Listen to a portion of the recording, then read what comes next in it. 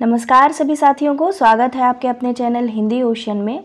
आज हम सर्वेश्वर दयाल सक्सेना जी का नाटक बकरी पढ़ने वाले हैं और ये आपके सिलेबस में लगा हुआ नाटक है। इससे पहले जितने भी नाटक आपके सिलेबस में लगे हुए हैं सारे ही पढ़ा दिए जा चुके हैं।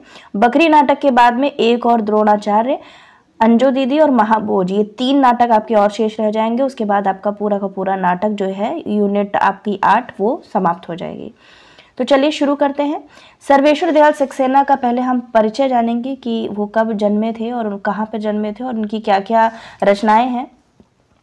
सर्वेश्वर दयाल सक्सेना नई कविता के चर्चित कवि हैं। अच्छा, एक चीज़ मुझे बताइए कि जो सर्वेश्वर दयाल सक्सेना है वो किस सप्तक के कवि हैं? ठीक है, तार सप्तक है ना, चार तार सप्तक है, तो चारों तार सप्तक में कौन से सप्तक में ये शामिल है? उनका जन्म 15 सितंबर 1927 को उत्तर प्रदेश बस्ती जिले के पिकौरा गांव में हुआ था। किसका? सर्वेश्वर दयाल सक्सेना का। उनके पिता विश्वेश्वर दयाल और माता सौभाग्यवती दोनों अध्यापक थे। तो याद रखिएगा, इनके पिता का नाम सर्वेश्वर दयाल और माता सौभाग्यवती दोनों ही अध्यापक थे। उनकी शिक्षा दीक्षा बस्ती, बनारस और इलाहाबाद में हुई थी। कुछ समय तक वे स्कूल में अध्यापक रहे, क्लर्क की भी नौकरी किए। बाद में दोनों पदों से त्यागपत्र देकर दिल्ली चले गए। वे आकाशवाणी समाचार में भी काम करते रहे। बाद में वे दिनमान, बहुत इंपॉर्टेंट है, कौन सी पत्रिका का नाम आया? दिनमान पत्रिका के उप संपादक और पराग पत्रिका के संपादक बने। कौन? सर्वेश्वर दयाल सक्सेना। सक्सेना जी का साहित्यिक जीवन काव्य से प्रारंभ हुआ, तथापि चर्चे और चरखे, ये इनकी बहुत ही फेमस रचना है। चर्चे और चरखे स्तंभ दिनमान में छपे, जो काफी लोकप्रिय थे। रचना तथा पत्रकारिता में उनका लेखन उनकी बानगी पेश करता है। वे प्रसिद्ध कवि एवं साहित्यकार थे।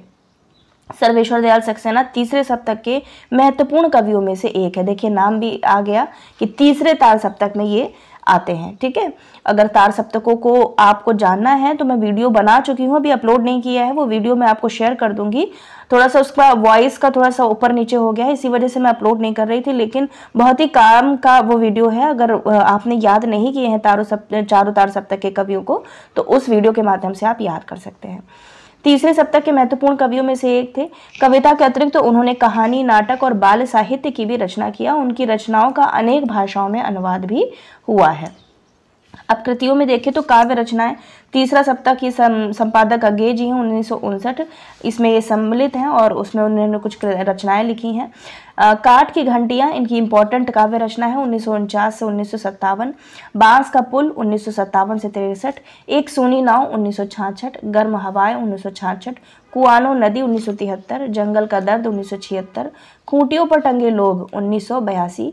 क्या कहकर पुकारूं, प्रेम कविताएं, कविताएं 1, कविताएं 2, कोई मेरे साथ चले, मेघ आए, काला कोयल। तो ये सारी ही काव्य रचनाएं सर्वेश्वर दयाल सक्सेना जी की हैं। अगर उपन्यास की बात करें तो पागल कुत्तों का मसीहा लघु उपन्यास 1977 में आया था। सोया हुआ जल, ये भी लघु उपन्यास 1977। उड़े हुए रंग, यह उपन्यास सूने चौखटे नाम से 1974 में प्रकाशित हुआ था। सच्ची सड़क 1978 और अंधेरे पर अंधेरा 1980। तो ये सारे ही इनके कुछ लघु उपन्यास और उपन्यास की श्रेणी में आते हैं सर्वेश्वर दयाल सक्सेना जी के।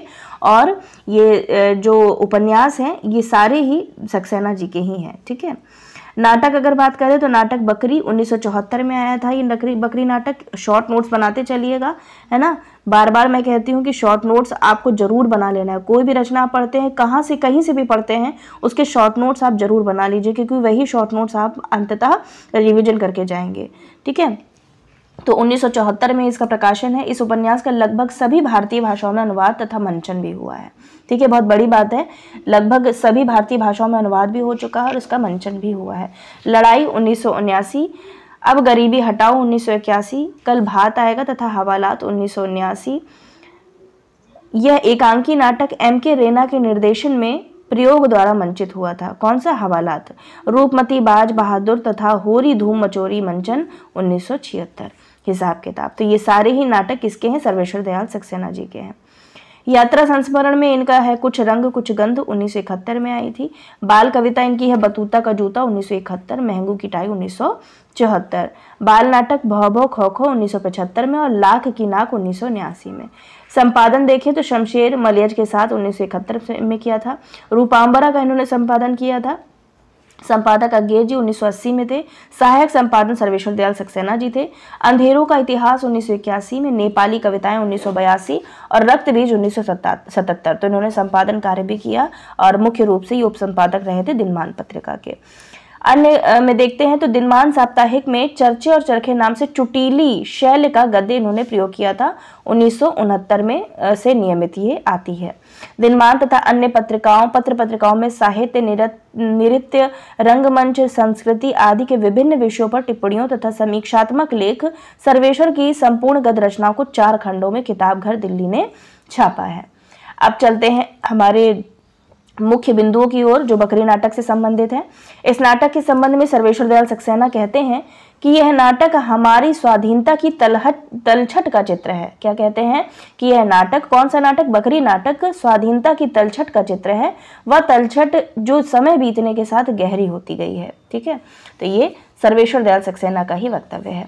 बकरी सर्वेश्वर दयाल सक्सेना जी का लिखा हुआ पहला नाटक है, जबकि प्रकाशन के हिसाब से यह दूसरा नाटक है। ठीक है, तो याद रखिएगा बकरी नाटक इनका पहले लिखा गया था, लेकिन इसको प्रकाशन बाद में हुआ था, इसलिए 1974 इसका प्रकाशन वर्ष है।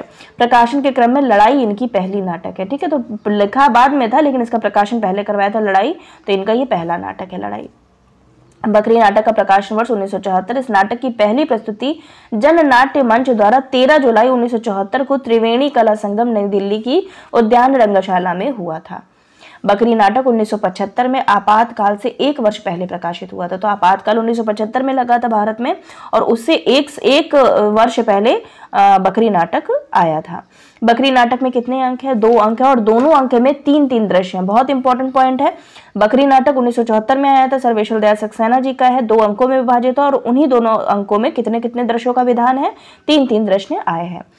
अब इसकी विषय वस्तु जान लेते हैं बकरी नाटक की। तो ये तो पता ही है 1974 में आया, 2 अंक है, दोनों अंकों के 3-3 दृश्य हैं। इस नाटक की रचना उत्तर प्रदेश के नौटंकी शैली में हुई है। इसमें दोहा, चौबोला और बहरे तबील, कहरवा आदि छंदों का प्रयोग किया गया है। इस नाटक में जनवादी चेतना, राजनीतिक व्यंग, आम आदमी की व्यथा, भ्रष्टाचार और विसंगतियों का चित्रण है। बकरी आम आदमी का प्रतीक है। किसका प्रतीक है? आम आदमी का प्रतीक है बकरी। गांधी जी के नाम पर सत्ता तो हथिया लेते हैं, लेकिन उनके सिद्धांतों को किस तरह मटिया मेट कर देते हैं उसका वर्णन इस नाटक के द्वारा किया गया है। इस नाटक में राजनीतिक नाटक के तरीके से देखा जाए तो में गांधी जी के नाम एवं सिद्धांतों की आड़ में अपनी स्वार्थ पूर्ति करने वाले नेताओं की पोल खोलने का भरसक प्रयास किया गया है। यह नाटक ग्रामीण और आम आदमी के जीवन में जागृति लाने के उद्देश्य से लिखा गया है। यह तीसरे सप्तक के महत्वपूर्ण कवियों में से एक थे। कौन? सर्वेश्वर जी। कविता के अतिरिक्त उन्होंने प्रथम अंक में भिष्टी द्वारा बकरी पर आधारित गाए जाने वाले गीत से प्रेरणा लेकर दुर्जन सिंह, कर्मवीर और आम आदमी को ठगने एवं यश और धन को कमाना में एक नाम मस्कोब पर विचार करते हैं। ये क्या है? ये इसको मैं करेक्ट करके बताऊंगी। इस योजना में सहायक सिपाही के माध्यम से वे गांव को गरीब औरत विपत्ति को बकरी लाकर उसे गांधी की बकरी घोषित करके फूल माला पहनाकर एक मंडप के अंतर्गत प्रति कर देता है। मंडप के बाहर लोक सेवा सदन का बोर्ड लगाकर संवेद स्वर में गाते हैं। सोने की छत से चांदी के खंबे जय जगदम्बे। विपत्ति द्वारा बकरी मांगने पर सिपाही उसे भारत सुरक्षा कानून के अंतर्गत जेल में डाल देता है। बकरी को जगदम्बा मां घोषित कर पूजा अर्चना करते हैं और साथ ही धार्मिक प्रवचन भी देते हैं कि अगर देवी नाराज हो गई तो गांव में सूखा एवं अकाल बढ़ेगा और लोग भूखे मरेंगे, इसलिए देवी को खुश करने के लिए खूब चढ़ावा चढ़ाओ। यदि अधिक पैसा एकत्रित हो गया तो तुम्हारे कल्याण के लिए बकरी शांति प्रतिष्ठान, बकरी संस्थान, बकरी सेवा संघ और बकरी मंडल आदि बहुत सी संस्थाएं बनाई जाएंगी। डाकुओं की बात से प्रभावित होकर एवं अपनी अमंगल कामना से भयभीत होकर गांव के लोग देवी को चढ़ावा चढ़ाते हैं। गांव वालों की मूर्खता पर एक युवक चिढ़ता है और उन्हें समझाता है कि बकरी देवी कैसे हो सकती है, परंतु वे उसकी बात नहीं मानते। इस प्रकार की बातें आजकल भी आए दिन समाचार पत्र में आती रहती हैं कि गणेश भगवान का दूध पीना, महुआ बाबा का बोलना आदि बातें उपयुक्त मत की पुष्टि करती हैं। 21वीं शती में प्रवेश करने वाले भारत में आए दिन इस प्रकार की अंधविश्वास की बातें घटती रहती हैं। समाज के कतिपय शोषक इन अंधविश्वासों के नाम पर गरीबों का शोषण आज भी कर रहे हैं। इस योजना की सफलता के पश्चात दुर्जन सिंह और उसके साथी किसी अन्य योजना पर विचार करते हैं। आपस में विचार विमर्श करके दुर्जन सिंह कर्मवीर को मंत्री बनवाने के लिए चुनाव में खड़ा करता है। चुनाव चिन्ह के रूप में बकरी के थन का चयन किया जाता है और चुनाव जीतने के लिए उन सारे हथकंडों का इस्तेमाल किया जाता है जो आज के आम चुनाव की नीति बन गई है। गांव के युवक द्वारा उनके षड्यंत्र का पर्दाफाश करने की धमकी देने पर उसे सिपाही द्वारा सुरक्षित अधिनियम कानून के उल्लंघन के तहत गिरफ्तार कर दिया जाता है। इसके पश्चात जनता को डरा धमकाकर और तमाम तरह की सुविधाओं का आश्वासन देकर कर्मवीर चुनाव जीत जाता है। तो यहाँ कर्मवीर, सत्यवीर, सिपाही बहुत इंपॉर्टेंट पात्र हैं जिनके इर्द गिर्द पूरा नाटक रचा गया है। सिपाही की पदोन्नति डीआईजी के पद पर हो जाती है और जीत की खुशी में एक बड़े भोज का आयोजन बकरी सेवा संघ की ओर से किया जाता है, जिसमें देवी बकरी की बलि दे दी जाती है। सिपाही द्वारा यह पूछने पर कि सर, यह दावत मांसाहारी होगी या शाकाहारी? दुर्जन सिंह कहता है कि चूंकि यह गांधी जी की नेक पवित्र बकरी है, इसलिए यह दावत निरामिष दावत कही जाएगी। सभी लोग मिलकर जीत का जश्न मनाते हैं कि इसी बीच युवक जेल से छूटकर बकरी को ढूंढते हुए सभी ग्रामवासियों को लेकर वहां पहुंचता है और उन लुटेरों को बंदी बना लेता है। प्रस्तुत नाटक में बकरी की हत्या को लेखक ने प्रतीकमान अर्थ में गांधी के विचारों की हत्या बताई है।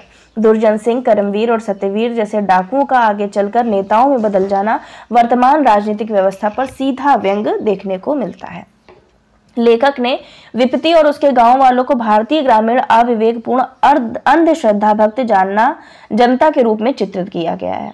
आज भी भारत के ऐसे बहुत से भूभाग हैं जहां पर शिक्षा का प्रचार प्रसार नहीं हुआ है और अंधविश्वास उसी रूप में विद्यमान है जैसे कि पहले था। बकरी स्मारक निधि, बकरी शांति प्रतिष्ठान, बकरी सेवा संघ आदि जैसी संस्थाओं के नाम से हमारे सरकारी व्यवस्था तंत्र की कलई खुल जाती है। सिपाही का डीआईजी बनना आदि बातें जानी पहचानी सी लगती हैं। चुनाव के दौरान कर्मवीर, सत्यवीर और दुर्जन सिंह द्वारा दिए गए भाषणों की शब्दावली और उनको मना स्थितियों से आज का राजनीतिक चरित्र उजागर हो उठता है। सारे भ्रष्टाचार और विसंगति की ओर ग्रामवासियों को जागृत करने की शिक्षा युवक द्वारा दिखाई गई है। सर्वेश्वर दयाल सक्सेना का कवि रूप नाटक में सर्वत्र विद्यमान है। शोषकों के प्रति आक्रोश और शोषितों के प्रति सहानुभूति के जो भाव कविताओं में व्यक्त हैं, उनका स्वरूप इस नाटक में देखने को मिलता है। लेखक को युवा शक्ति और उसके आक्रोश पर भरोसा है। बकरी में सत्ता के शोषण और आम आदमी की नीति पर करारा व्यंग्य किया गया है, जिसमें समसामयिक राजनीति व्यवस्था पर मीठी चुटकी ली गई है। तो याद रखिएगा, ये बकरी नाटक आपका एक तरीके से राजनीतिक व्यंग्य के ऊपर लिखा गया नाटक है, जिसमें बकरी को गांधी के विचारों का प्रतीक माना गया है और उसको जब हत्या कर दी जाती है, जब बलि चढ़ा दी जाती है, तो मान के चलिए जो गांधी जी के विचार हैं उनकी हत्या की जा रही है। नाटक में भाषा के विविध रूपों, बिंबों, प्रतीकों और मुहावरों का बड़ा सुंदर प्रयोग मिलता है। जब ये नाटक आप पढ़ेंगे तो आपको इन सब चीजों से रूबरू होकर के आप निकलेंगे। लोक भाषा और वह भी ग्रामीणों के मुंह से उनकी बोली का उनके लहजे में बड़ा सुंदर प्रयोग किया गया है। इसके साथ ही ग्रामीणों की समस्याओं, अभावों और विवशताओं को भी उनकी ही वाणी में कहलाने का अद्भुत प्रयास है। लेखक ने नाटक को नया शिल्प प्रदान कर उसे रंगशाला की चार दीवारी से निकालकर खुला मंच प्रदान किया और आम आदमी के जीवन से जोड़ा। नाटककार की दृष्टि से जो एक संकल्प एवं रचनात्मक विद्रोह होना चाहिए, वह बकरी के माध्यम से सर्वेश्वर में दिखाई देता है। कविता में अभिव्यक्त मध्यवर्गीय एवं निम्न वर्गीय सोच नाटककार के रूप में व्यक्त हुई है। वर्तमान में जहां भ्रष्टाचार को सामाजिक मान्यता मिल गई हो, क्या करें और क्या ना करें जैसी विडंबनापूर्ण स्थिति बन गई हो और मूल्य अपना अर्थ खोज रहे हो, ऐसी विषम परिस्थितियों में इस प्रकार की रचनाएं हमें सचेत और सतर्क करने में सहायक सिद्ध होती हैं। तो ये बकरी नाटक का मैंने आपको सारांश बता दिया है, इसकी कथा वस्तु की क्या इसमें है। और बकरी नाटक के महत्वपूर्ण कथनों की अगर बात करें तो कथन के लिए सबसे बेस्ट है, अगर यदि आपके पास में दृष्टि की बुक है तो बहुत अच्छी बात है। दृष्टि की बुक में जो पीछे का गद्य पोर्शन दिया हुआ है वो बहुत ही अच्छा और सारगर्भित रूप से दिया गया है और बहुत इंपॉर्टेंट कथनों को उसमें लिया गया है। ठीक है, बाकी मैं अपनी तरफ से भी कथन आपको बता देती हूँ और अगर आपके पास में बुक नहीं है तो मुझे बताइएगा, मैं आपको वो भी प्रोवाइड कर दूंगी जो बकरी नाटक के महत्वपूर्ण कथन है। 5 देव सम 5 दल लगी ढोंग की रेस, जिनके कारण हो गया देश आज परदेश। नट गाता है मंगलाचरण में। शुरुआत ही ये पंक्तियां हैं। हिंसा तेरी अहिंसा मेरी, रस्सी है बटनी जा तेरी मेरी ना पटनी। नट नटी युगल गीत गाते हैं। यह गांधी महात्मा की बकरी है, यहाँ से दफा हो, वरना इस बकरी को बिना खाना पीना दिए कमजोर करके मार डालने की साजिश पर भारत सुरक्षा कानून के अंदर तो हवालात की हवा खाएगी। प्रथम अंक में सिपाही कहता है विपत्ति से। विपत्ति कौन है? औरत है। आज बकरी गांधी जी की हुई, कल को गाय कृष्ण जी की हो जाएगी, बैल बलराम जी के हो जाएंगे। ये सब ठग हैं, ठग। प्रथम अंक में युवक कहता है। अगला है, देवी ने खुद कहा है सब अपना काम करो। कर्मवीर को चुनाव लड़ने का हुक्म दिया है, उसे चुनाव चिन्ह के रूप में स्वयं अपना थन दिया है। तो चुनाव चिन्ह क्या है? थन है। जान लो तुम सब लोग कर्मवीर को वोट दोगे, उसी की मार्फत तुम्हारा कल्याण होगा, भाग्य खुलेंगे। सिपाही कहता है दूसरे अंक में। यही कि वोट चुनाव सब मजाक हो गया है, सब झूठ पर चल रहा है। गरीबों की बकरी पकड़कर उनसे पहले पैसा दूहा, अब वोट दो रहे हैं, फिर पद और कुर्सी दूहेंगे। दूसरे अंक में युवक कहता है। लोकतंत्र जिंदाबाद जिंदाबाद, तुमसे जात पात है आबाद, फिराक परस्ती है तुझसे नाद धर्म और संप्रदाय भाषा क्षेत्रवाद आए कुचल कर खड़े हैं इत्तेहाद, लोकतंत्र जिंदाबाद जिंदाबाद। नट कहता है हम जन्म के ठाकुर हैं, कर्म से ब्राह्मण और सेवक हरिजनों के हैं, हमें सबका वोट मिलना चाहिए, कर्मवीर कहता है। ये गुंडा होता है, बाद में राजनेता के पद पर आ जाता है। तन मन धन उन्नायक जब जय है, जय बकरी माता। दूसरे अंक में नटनटी गाते हैं। और आज का अंतिम कथन है, दिन में रोटी के हो जब देश में लाले पड़े, सभी खामोश, सबकी जबा पर ताले पड़े, दिल दिमाग और आत्मा पर इस कदर जाले पड़े, सूखे की शतरंज नेता खेले, दिल काले पड़े। दूसरे अंक में सभी कहते हैं। ठीक है, तो यहाँ आपका कुछ कथन मैंने आपको बता दिए हैं, और बाकी दृष्टि की किताब से आप कथन देख लीजिएगा। नहीं अगर दृष्टि की किताब होगी तो मैं आपको स्क्रीनशॉट शेयर कर दूंगी टेलीग्राम चैनल पर। ठीक है, तो ये आपका बकरी नाटक भी आज समाप्त होता है। कल को हम एक और द्रोणाचार्य पढ़ेंगे, उसके बाद में 2 नाटक और शेष रह जाएंगे, आपका एक अंजू दीदी और बाद में महाभोज। ठीक है, इसके बाद आपकी यूनिट 8 पूरी तरीके से समाप्त हो जाएगी। मिलते हैं अगले वीडियो के साथ में, तब तक सभी अभ्यर्थियों का हृदय की गहराई से प्रेम पूर्वक धन्यवाद।